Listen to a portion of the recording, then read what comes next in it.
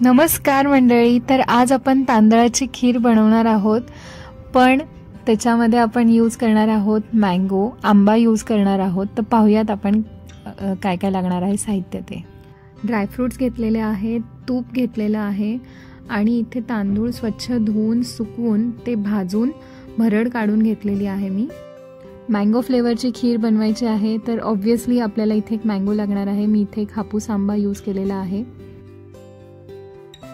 आता कढईमध्ये आपण 1 चमचा तूप घेऊयात.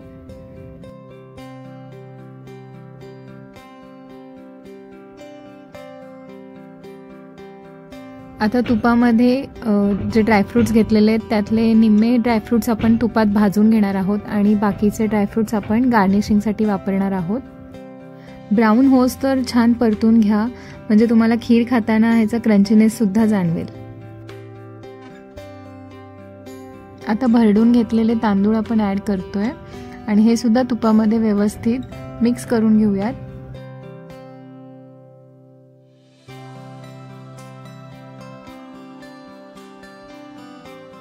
तोपर्यंत आपण आता मँगोच्या गरामध्ये साखर घालून घेतोय. 1 चमचा साखर आणि वेलची आणि जायफळची मी पूड करून घेतलेली आहे. घरगुतीच आहे ही पूड, ती आपण ॲड करतोय. चवीनुसार तुम्ही ॲड करा आणि हे मिश्रण जे गर आहे त्याच्यात मिक्स व्यवस्थित करून घेऊयात.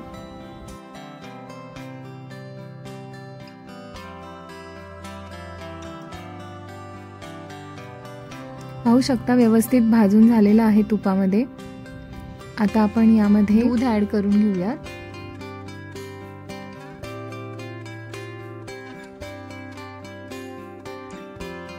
तर साधारण इथे मी दूध अंदाजानुसार वापरलेलं आहे. जसं तांदूळ शिजायला आपल्याला पाणी लागतं तसं मी दूध ॲड करत गेलेली आहे. जर शिजायला अजून दूध लागत असेल तर मी ॲड करत गेलेली आहे, तर त्यानुसार तुम्ही ॲड करा. आणि आता मी चवीनुसार साखर ॲड करते.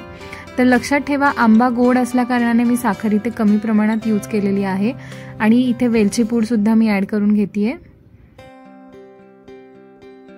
तर हे तांदूळ शिजायला वेळ लागणार आहे. तोपर्यंत मी इथे केसरचा कसा यूज करायचा ते सांगते.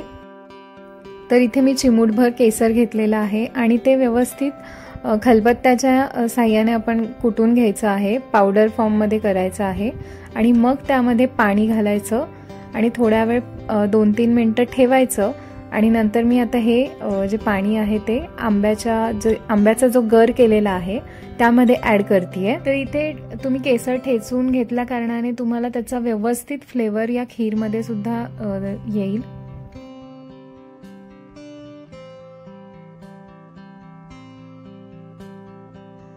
आता अगदी चिमूटभर मी इथे मीठ यूज केलेलं आहे, कारण गोड पदार्थात मीठ थोडंसं लागतंच. तोपर्यंत बघूयात खिरीला उकळी आली आहे का. व्यवस्थित शिजले गेले पाहिजेत तांदूळ, सारखे चेक करत राहा.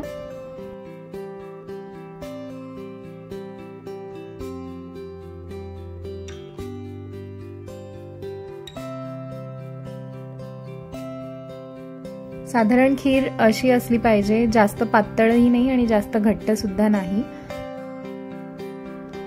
आपण आता आंब्याचा जो गर तयार करून घेतलेला आहे तो ॲड करूयात हळूहळू आणि व्यवस्थित मिश्रण ढवळून घेऊया.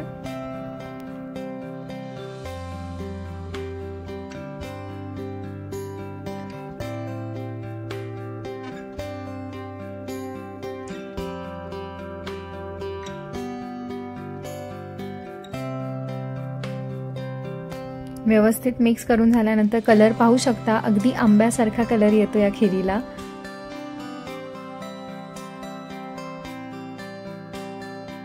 आणि आपली सुंदर अशी खीर रेडी झालेली आहे. आणि तुम्ही सुद्धा नक्की ट्राय करा आणि मला कमेंट्समध्ये कळवा तुम्हाला आवडते की नाही ते. नेक्स्ट व्हिडिओमध्ये आपण लवकरच भेटूयात. Bye bye.